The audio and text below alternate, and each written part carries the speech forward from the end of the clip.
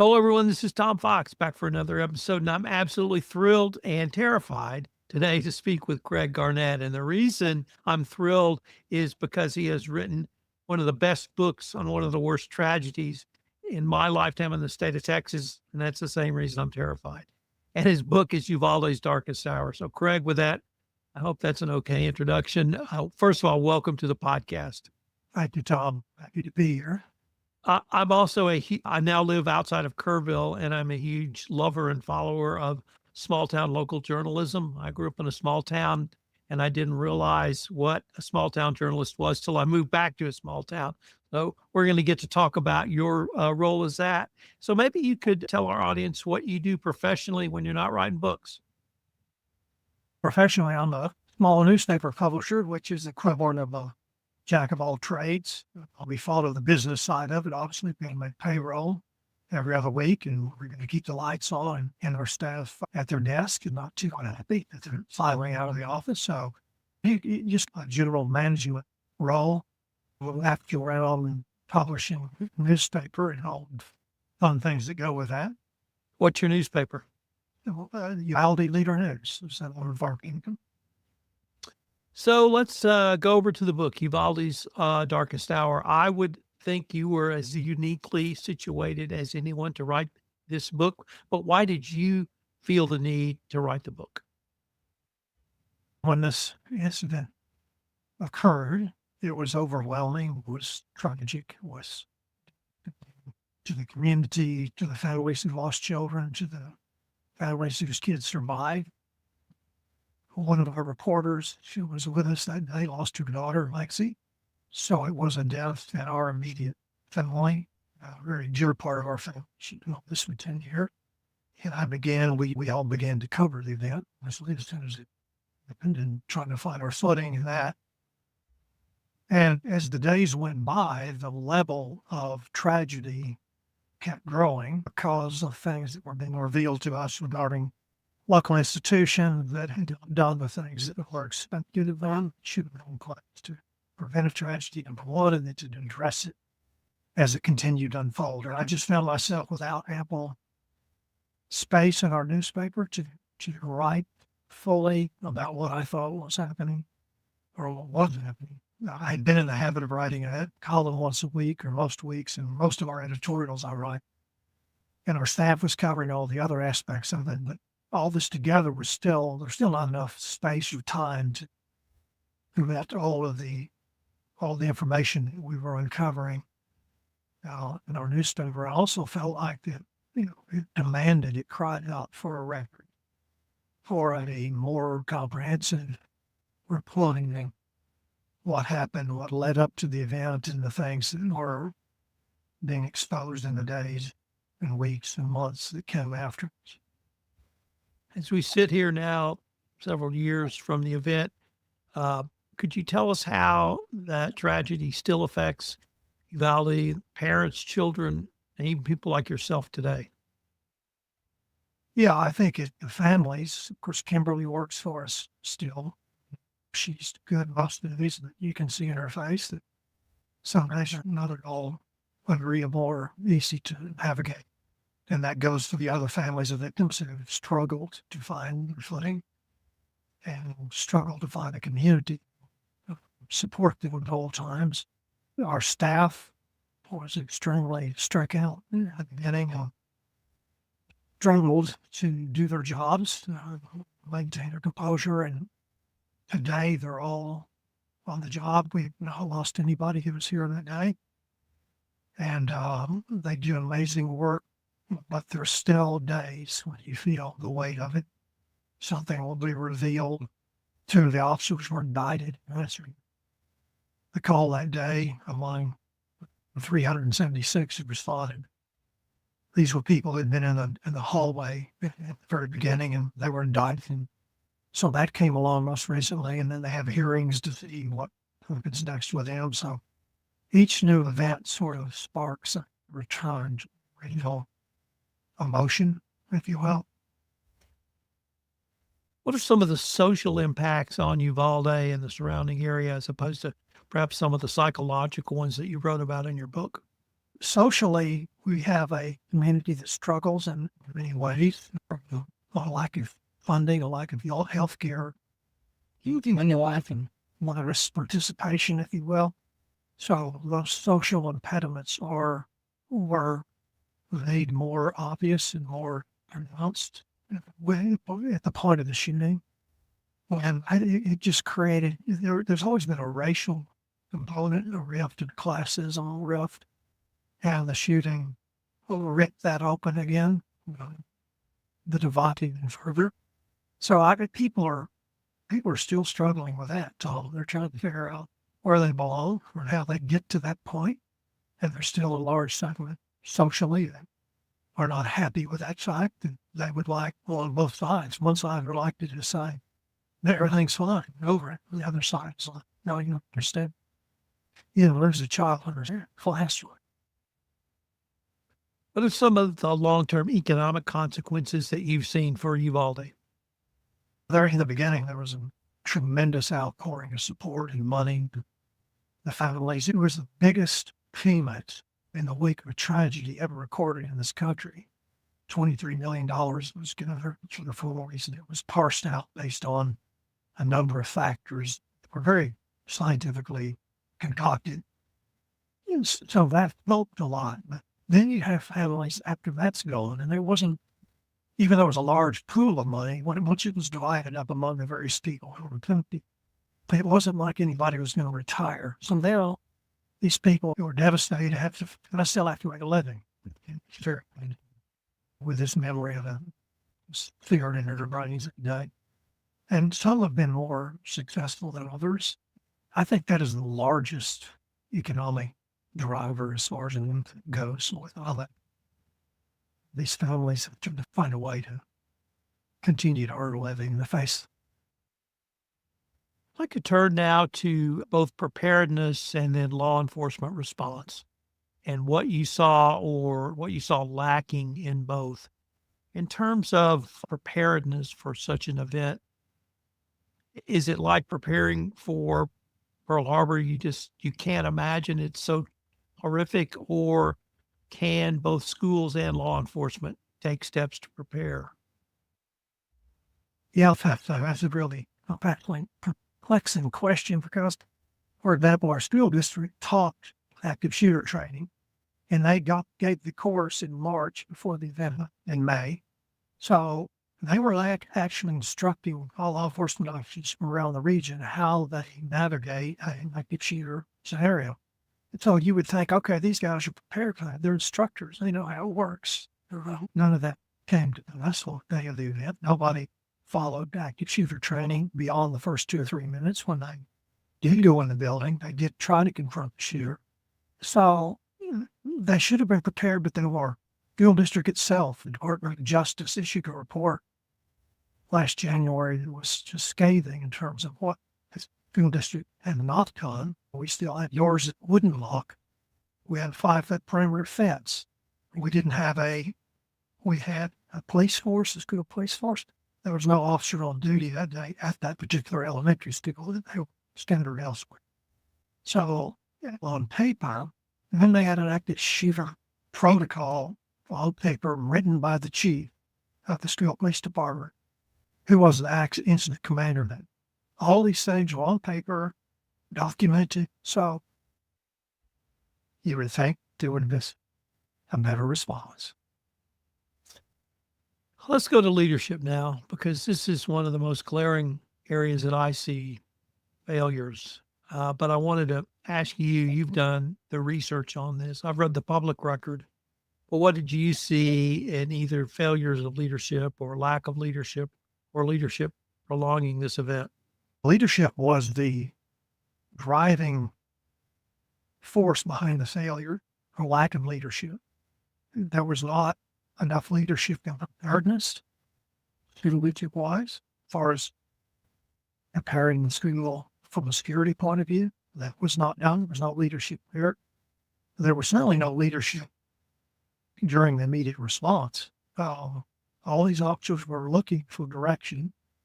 Mr. Arredondo, who was the incident commander and the head of the school police force, was designated to be that person by his own creation of his own balance document. He didn't take leadership. None of the other officers who were second and third ranking stepped up to take that leadership. No member of DPS, who had Texas Rangers there, was prepared to be a leader. The Border Patrol eventually took down the shooter after an hour, were there within 30 minutes. They had a SWAT team used to knocking down doors and going in and taking out drug dealers. They didn't assume leadership.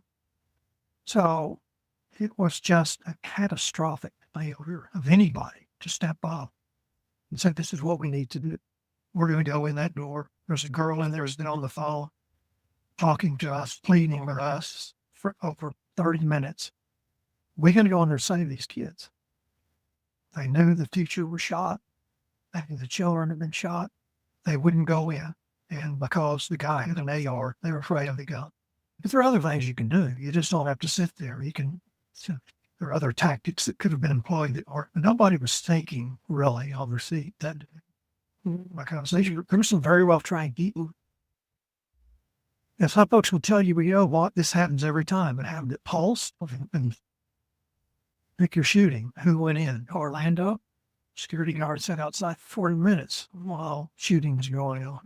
He was charged with 5 or 6 felonies and acquitted on all of them. He didn't do it. So there's a redundancy in this problem with responding to active school shootings. But what made Uvalde so unique and doubly tragic is that their children were like 10 feet away and they were on the phone. They've got to figure out some way to go in. And then afterwards, the school district failed to respond to the tragedy at every level.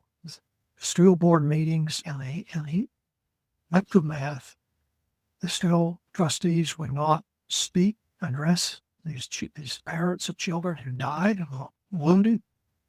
They would not have a one-on-one with them. They left them out. They did not check on victims. They didn't go see who was in the hospital.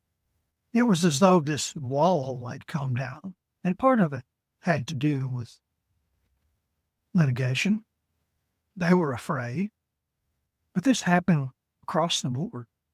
And it just has, that itself, the failure of our institutions, that day and afterwards, and in the months and now years afterward, has been a compelling contributor to the feelings, the terrible feelings of these families. And as I recall, actually, that failure post-event went all the way up to the governor of Texas, because I don't believe Governor Abbott has ever come to Uvalde after this. Oh, he came here a couple of times. Oh, he did? Okay. Yeah, of course, the first time he said it could have been worse. Went right in. Turns out that was wrong information, which is not unusual, it seems, with law enforcement, but that was wrong. Yeah, he failed. His DPS command failed.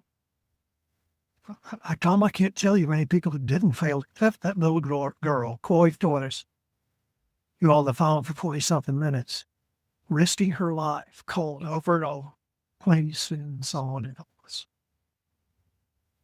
And have you seen any response from law enforcement post-event that points towards trying to incorporate some of these failure lessons learned going forward? Yeah, they've got new equipment. They've got new training. Sure, they've even met with, we attended an event where they learned how to deal with the media more forthrightly. They instruction in that. And they said, the only way you're really going to be able to communicate with the media is if you know them on a first-name basis. Understand who they are and what they're about.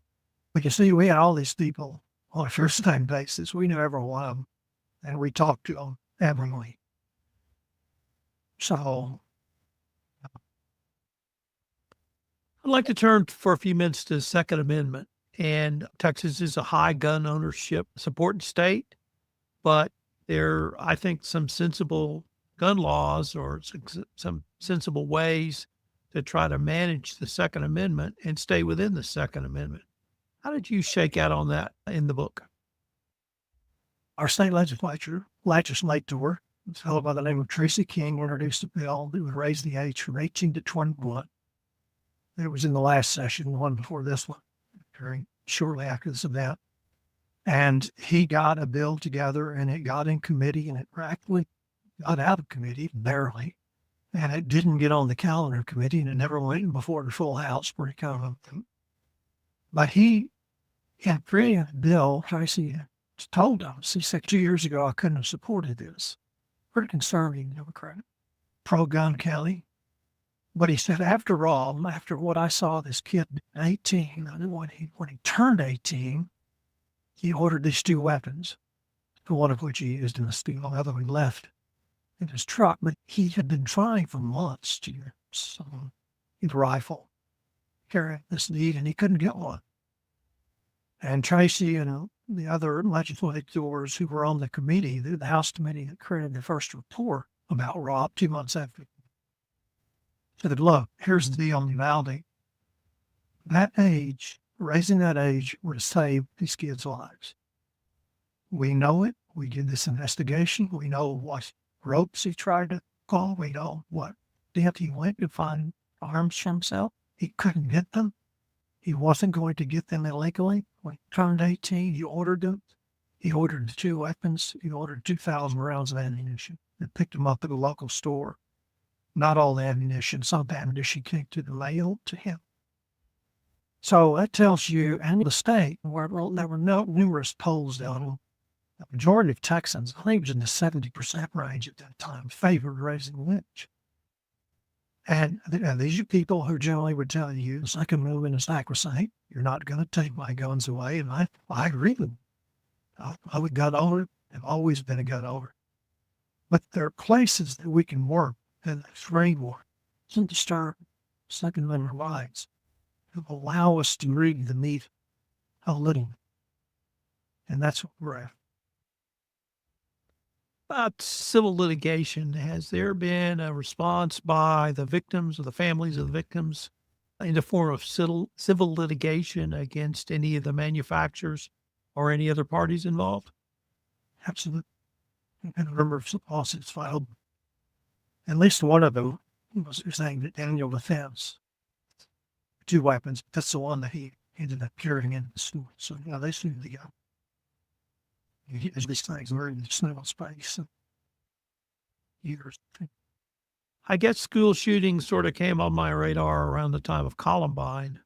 And since that time, they've become, unfortunately, more frequent. What did you see as some of the systemic factors that may cause this almost uniquely American event, although I recognize there have been other countries where we've had massacres as well? Okay, you read things, actually, swimming there, chips, coochie. The underlying factors and things you fire on. You can take kids killed for a lot of different reasons. Some shit, impoverished families like you bully. There's no single attribute that defines a school shooting. So what is definable is the fact that more than 60% of the kids who do school shootings find the weapon in their own home or a friend's home or someplace where it wasn't secure. So if you go back to ability, country, rehabilitating, there's plenty for each household. Distinguishes us from almost every other country. I mean, you look at some place, I think second on the list, school shootings between 2009 and 2018 is Mexico. During the same period, we had 280. And then you go down the list to Afghanistan and other countries. They just don't have the weapons. So if a kid is traumatized or unhappy here in this country, he could turn that start mind into a weapon through the use of something. Is there a mental health aspect to this as well? I'm sure. Absolutely. Mental health. There are many attributes. Going back to the bullying or just the broken home, which is part of mental health also. The shooter here, he was a senior and disenrolled. Lack participation. He had a ninth grade equivalent education, and it's considered a sin. So our system failed to account for this kid who had learning disabilities, a speech impediment.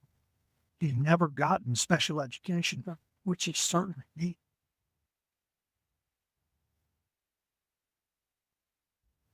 Did your research turn up any ideas that you've been able to put forward for improving school safety protocols?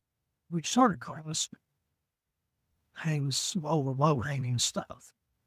He told about hardening windows and doors and detectors, QI panics. Just throw everything you can against the wall. Hopes it's something. Stick higher fences on top. The school resource officer should enter in case somebody gets in the school. We're doing everything we can. So much money. I'm not saying that we don't need to spend money. Tweaking a few other things. These gun availability and types of guns grow probably a far less expensive option. And that's not a reach. Well, Craig, unfortunately, we are near the end of our time for this episode. But before we leave, I wanted to ask you if our listeners wanted more information on the book, on yourself, or on the Uvalde Leader News, what might be the best place or places for them to go? I can subscribe to my paper. If you do that online, I'm happy to have you aboard. You can buy my book. It's available on Amazon or any popular bookstore. Yeah, and then I'll take a little bit. So you can. There's the key numbers we think. Keep around. To educate yourself about suicide. It's a crisis in this country. And like when you think that 400,000 kids have been impacted by school shootings since Columbine, they're not that many who have died. Like the kids here, there were 400 kids in that fourth grade wing. Every one of them has a poster. It's a PTSD poem. If you apply that across the country, that's lots of kids. Craig, I wanted to thank you for talking to me about your book. I want to shout out, congratulate you for writing it. It certainly was necessary. And I hope we can continue this conversation perhaps under a little bit lighter circumstances at some point. I like that, Tom, very much. Thank you for having me.